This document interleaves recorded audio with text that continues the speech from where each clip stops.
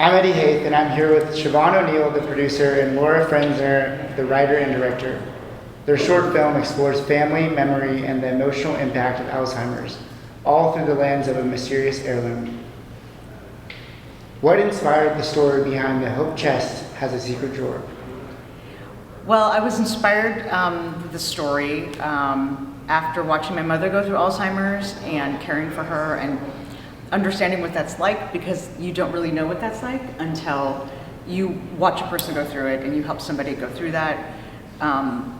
It was like the little details of Alzheimer's that really surprised me, the things that she forgot that I wasn't expecting, like how to move your feet and how to eat properly, like what is eating.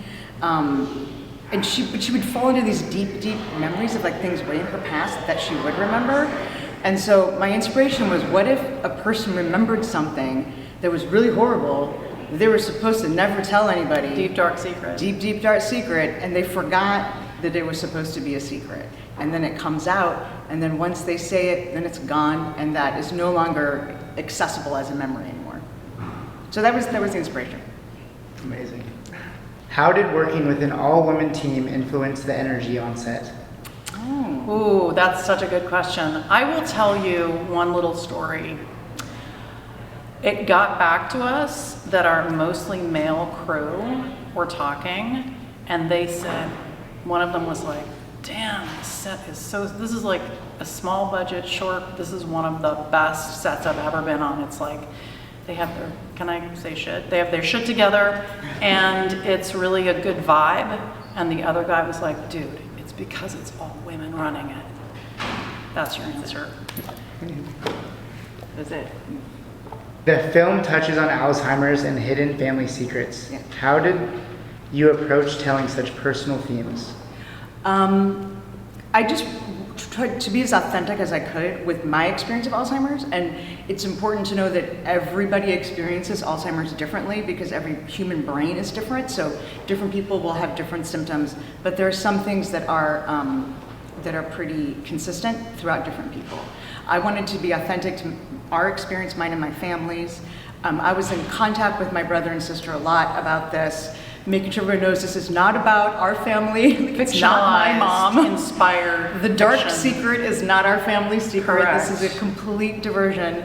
But also, I use very specific things. Like, there's a moment in the film where Rosemary, Anna's the actor.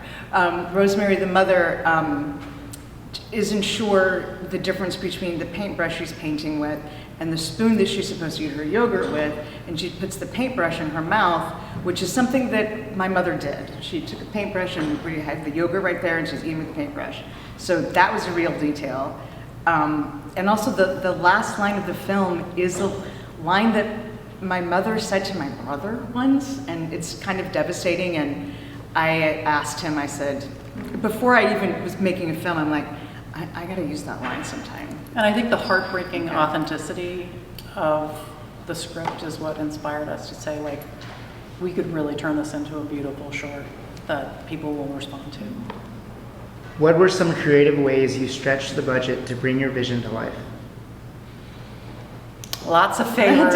Yeah, lots of favors, and a community of very generous friends and creatives. Yeah, we did a fundraising campaign on Seed and Spark, which is a fundraising platform like Kickstarter, but just for film. They're super supportive, and they give you a great kind of guidebook to follow and go by. We had lots of support from lots of different people, and getting a really good crew that believes, and cast that believes in your story, right, is a great way to stretch your budget, because people are like, we want to be a part of making this happen.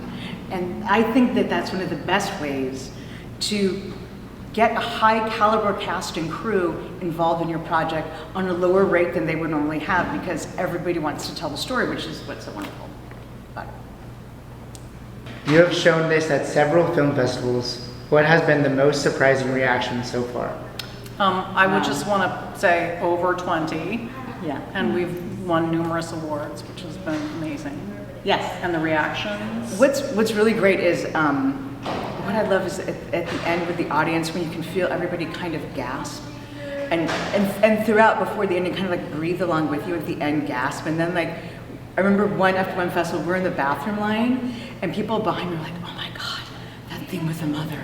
I was just, and I love that. I love getting that kind of reaction from people. And also people coming up Yeah, people coming up and in tears because they have been experiencing a parent with Alzheimer's or a loved one, and just like the relatability and authenticity, you know, I think they just feel so seen, because it's really about this caregiver and her mom. And so that's really rewarding.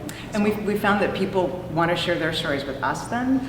So this film kind of like opens up that conversation. People really want to talk to us afterwards about their experiences, which I think reinforces for us the importance of telling these stories, to giving a space to talk about the minutia and the tedium and all of these little things that people want to, like, yes, that's what it you know, is. aging, disease, caregiving. Sandwich caregiving. I was going to say the sandwich generation, right? Like people who have kids, but they also have aging parents. Like, we're happy to just bring another story into that conversation, because it's not a super popular topic, you know?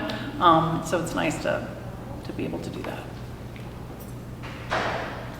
Do you see this short turning into a bigger project someday, like a feature or series?